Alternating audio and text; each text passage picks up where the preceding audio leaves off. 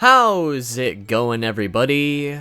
Too Spooky here, and welcome back to Devil Fruits Explained, where we go in depth with the many different devil fruits and how they work individually. In today's installment, we're going to be discussing Monet's devil fruit, the Yuki Yuki no Mi, or Snow Fruit. This devil fruit is a Logia type that allows its user to produce, control, and transform into snow, making them a snow human. The first thing to note about this devil fruit would be its immunity to the cold. Due to the fact Monet is essentially made out of snow herself, her body is naturally freezing, which gives her a huge advantage in cold areas, as the cold will not affect her at all, but will likely affect her opponent. But in addition to that immunity, she can also use her cold body as a weapon. For instance, when Monet caught Luffy by surprise and then proceeded to embrace him with a free hug. Because her body was so cold, it lowered Luffy's body temperature to a point where his blood flow and heart rate slowed down so much that he almost fell unconscious, which falling unconscious is a common side effect during the process of freezing to death. So essentially, if you aren't careful of a simple hug or embrace, this devil fruit user could very easily kill you. As we saw even for someone of Luffy's caliber, it's basically impossible to escape once you're wrapped up in those cold arms, or wings in this case. Speaking of her wings, I should also quickly mention for the one guy out there who didn't put two and two together, that Monet having wings has nothing to do with this devil fruit at all, as we've seen flashbacks of Monet with regular human appendages while she already had this devil fruit power. The reason that Monet had wings and bird legs was insinuated to be the work of Law's devil fruit, where we saw that Law gave the henchmen there working legs from various animals. So although it was never outright confirmed that Law did this for Monet, it's very heavily insinuated.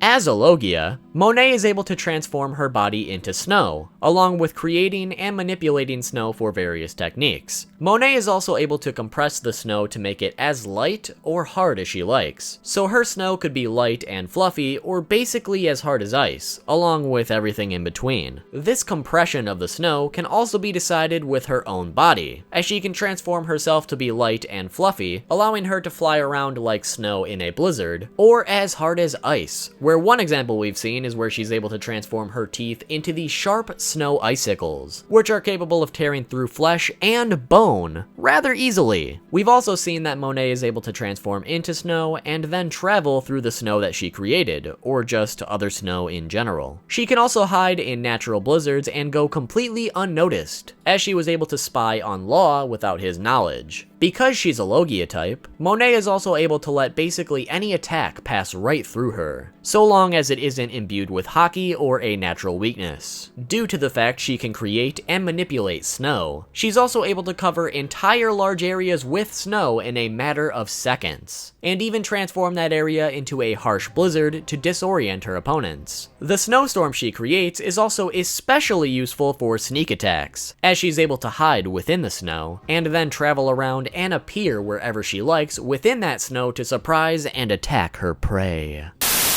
Surprise, motherfucker! But now that we know the basics of her ability, let's go over the various techniques that Monet demonstrated throughout her short-lived appearance. R.I.P. Monet.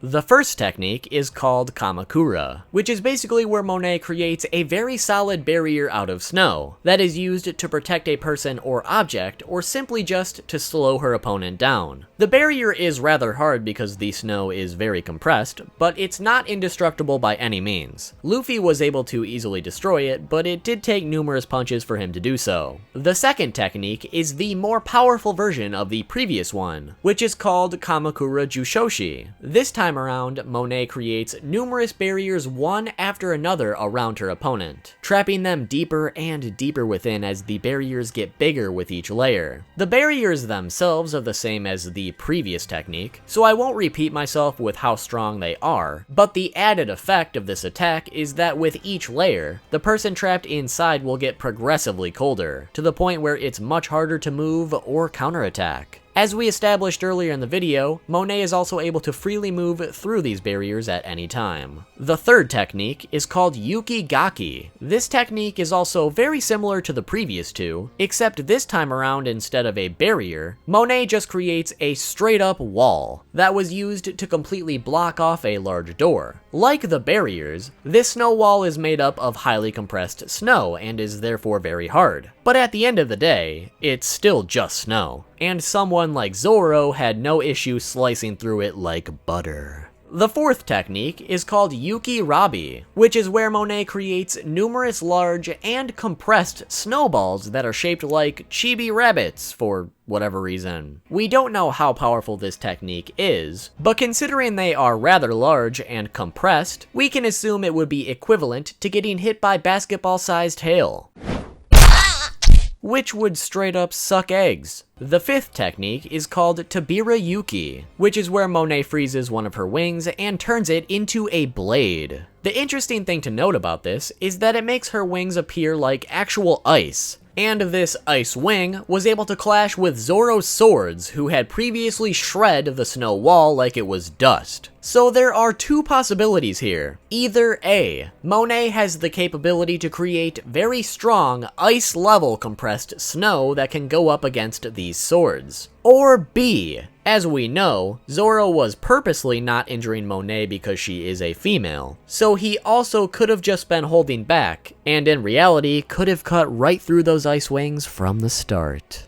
The sixth technique is called Fubuki, which is where Monet blows some snow out of her mouth, and all of a sudden, it turns into a big f*** you tornado blizzard of snow around her opponent. This blizzard is extremely harsh in the fact that Tashigi was basically completely distracted and disoriented by it. This technique proved to be very effective on Monet's part, as she took this opportunity to unleash a sneak attack that will be talked about as her last technique. So the final technique is called Manon Yuuki, which is where Monet transforms into a gigantic snow monster with enormous fangs. She then uses these fangs to bite chunks of her opponent off completely. As we saw, she was able to remove a person's shoulder in one swift movement. Because her fangs are so cold, the victim will also not bleed, as the bite also completely freezes the affected area of the victim. When Monet used this technique on Nami, she first wrapped Nami in snow to chill her body so she couldn't move, before trying to bite her head off. However, Robin was able to stop her with her gigantic limbs. Then with Tashigi, because Tashigi held Monet in place after she bit down, Monet was not able to bite through her shoulder completely, but instead, because she had those sharp teeth, she just kept shredding the wound until Zoro interfered.